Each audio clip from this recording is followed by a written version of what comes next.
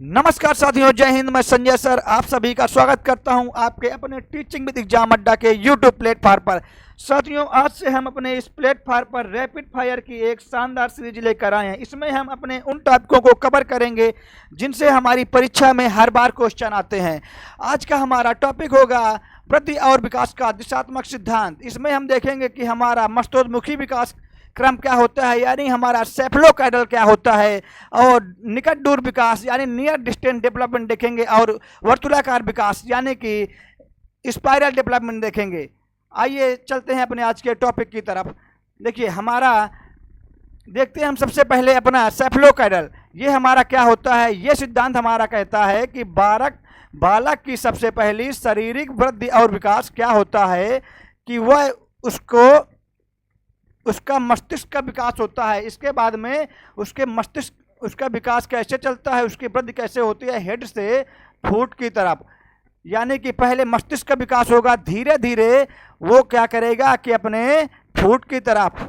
इसके बाद में उसके धड़ का विकास होगा, अब वो अपने पैरों की तरफ पहुंचेगा, और सबसे बाद में विकास होता है उसकी पैरों की अंगुलियों का या हाथों की अंगुलियों का। यही हमारा कहता है सेफलोकाइडल सीक्वेंस। इस सबसे पहले बालक के धड़ मस्तिष्क का विकास होता है, इसके बाद में धड़ क्षेत्र का, और सबसे बाद में फूट क्षेत्र का। और हमारा नियर डिस्टेंस डेवलपमेंट सिद्धांत क्या कहता है, ये कहता है कि सबसे पहले बालक के क्या केंद्र के अंगों की रचना होती है, और बालक सबसे पहले उन्हीं में नियंत्रण करना सीखता है। इसके बाद में बालक के धीरे धीरे मांसपेशियों की रचना होती है और वह उनमें नियंत्रण सीखता है, और सबसे बाद में किनकी उंगलियों की रचना होती है और वह उनमें नियंत्रण करना सीखता है। यही हमारा कहता है नियर डिस्टेंस सिद्धांत। और हमारा स्पाइरल डेवलपमेंट क्या कहता है कि वृद्धि और विकास की प्रक्रिया चलती रहती है, लेकिन कभी कभी इनकी गति धीमी और तेज हो जाती है। लेकिन वृद्धि हमारा एक समय के बाद रुक जाती है, लेकिन विकास हमारा जीवन पर्यंत चलता रहता है। जैसे आपने सुना होगा कि 21 साल के बाद बालक या बालिकाओं की हाइट बढ़ना बंद हो जाती है, लेकिन विकास का क्रम हमारा जीवन पर्यंत चलता रहता है। ये हमारे हुए तीनों सिद्धांत, लेकिन इनके बारे में हम थोड़ा समझ लेते हैं। देखिए, मैंने आपको बता दिया कि क्या होता है। सेफलोकाइडल हमारा जन्म पूर्व जीवन यानी पेरेंटल लाइफ से शारीरिक वृद्धि अधोगति यानी हेड टू फुट का अनुसरण करती है। सबसे पहले मस्तिष्क क्षेत्र का, हेड रीजन का, फिर धड़ क्षेत्र का, ट्रंक रीजन का, तथा सबसे अंत में पैर क्षेत्र यानी लेग रीजन का में शरीर के विभिन्न अंगों का विकास होता है।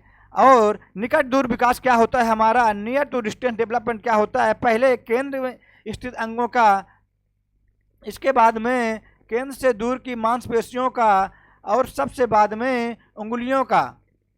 यही हमारा कहता है निकट दूर सिद्धांत कि इनकी सबसे पहले केंद्र की रचना और नियंत्रण, इसके बाद में मांसपेशियों की रचना नियंत्रण, सबसे बाद में उंगलियों का रचना और नियंत्रण होता है।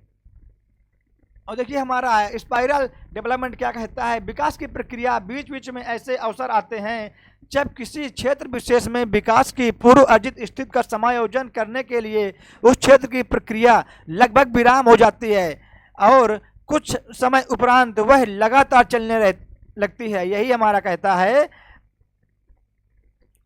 स्पाइरल यानी विकास का सिद्धांत।